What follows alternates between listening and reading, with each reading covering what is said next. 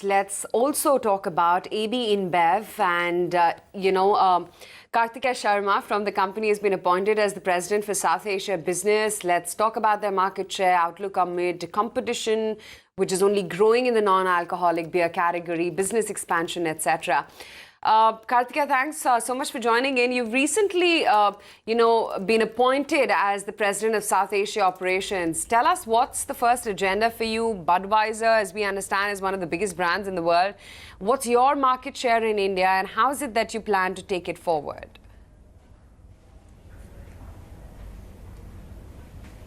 Well, first of all, thank you very much. It indeed is an honor to be moving into this role now to lead the business here in India. It's exciting times to be part of India. As far as beer is concerned, we're a young nation. We're starting to get to spend more of our lives outdoors. We want to connect with our friends, and beer is a social catalyst. So this is an exciting time for the category. My first agenda is to keep our winning proposition, which is our focus on premiumization, continuing on. We're a pretty focused company. We don't like to change things around just because there's a change in leadership.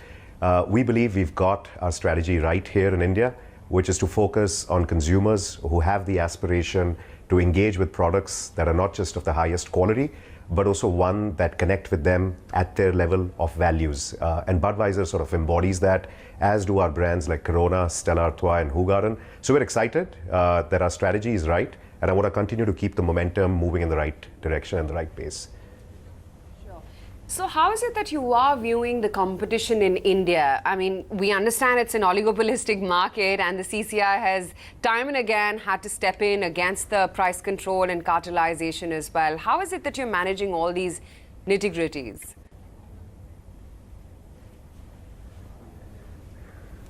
Well, we have a view that beer as a category is underrepresented vis-a-vis the demographic profile of the country and also our climatic conditions.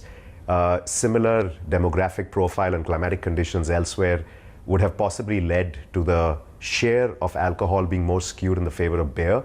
That isn't the case in India. A lot of that has got to do with the tax regime, where beer and indeed all of alcohol is taxed on absolute volume and not on alcohol strength. It kind of tilts the segment more towards hard spirits, with prices being almost 2.5 times for beer versus spirits. This is very different versus the rest of the world, where spirits are usually taxed higher than beer.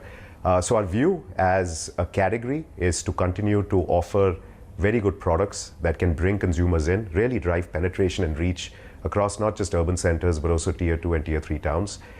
We're very clear as far as our operating principles are concerned, and that is, we're looking at India over the next 100 years.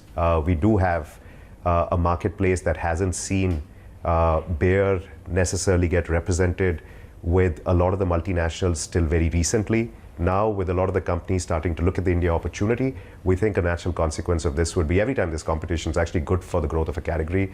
But we do think what's happening now in the Indian beer space, with most multinational players operating in India, with most of their priority brands, it only augurs very well with how the industry will start to see a pretty significant increase, not just as a category, but also share of category in the overall alcohol segment. So we're excited.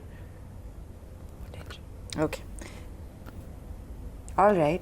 So, what's the kind of potential you see in a category like that in India, given the high taxes on alcohol? Is perhaps that category more profitable? That's right. Okay. And India as a market compared to the rest of the world? Well, it actually, the idea of... Yeah, go ahead, Kartikeya. Sorry, go ahead. Please, do complete your answer. Right, so to your first question on how do you actually, on your first question on how do you actually drive a profitable operation, we understand very clearly there are certain structural limitations to the way the category is structured. Alcohol at large at the moment, it's not part of GST. So states do have a greater level of flexibility to operate changes on the excise duty structure, which at times can become difficult because there are moments in the year when an unpredictable change could come. It oftentimes also comes along with relatively limited flexibility on operating the price changes that we would like. Not all markets in India give you that same flexibility to pass on some of the increases to the consumers. So it does require deft balancing. We are learning how to operate here. It's only been the last 4 years where we've operated as a wholly owned subsidiary. But we're understanding every year that if we keep our fundamentals simple, and that is, if we have products that are built with the highest quality, there are consumers who are willing to pay for that quality. And we obviously, as I've alluded to earlier, are focusing on the premiumization agenda, which means brands like Budweiser, Stella Artois, Corona, Hoegaarden. More recently, we launched Beck's Ice, which is what we call an accessible premium offering, do enable our operations to sustain themselves, and of course allow for greater investments to be made as well. So we look at the future with a great deal of optimism because we believe there are consumers who across categories are trading up. They understand what trading up means in a value proposition, and I think we're doing a good job with offering a very, very strong value proposition with our products. Hi, good morning. Now, India as a market compared to the rest of the world has a more social restriction, and that in turn, of course, leads to the taxation imposition, the prohibition of alcohol. Is India, in comparison to what you've experienced in other geographies, one of the tough markets to operate in?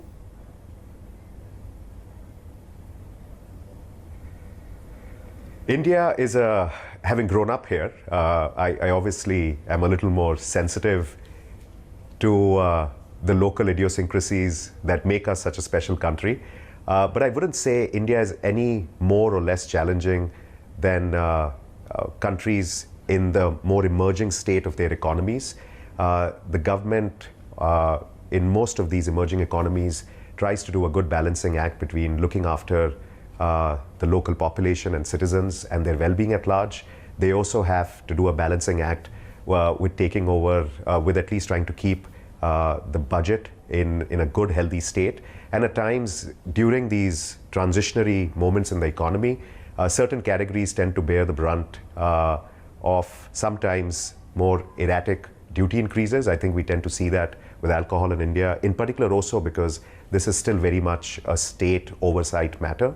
But the fundamentals as far as consumers and consumers' aspirations are concerned, these are starting to cut through with the advent, of course, of telecommunication and social media across geographies. So the socializing trends in India are not very different than they are in any other countries, which means young people wanting to connect with each other in what we call a physical social network, not the virtual world, are constantly looking at ways that they can have socially accepted adult beverages that they can engage with.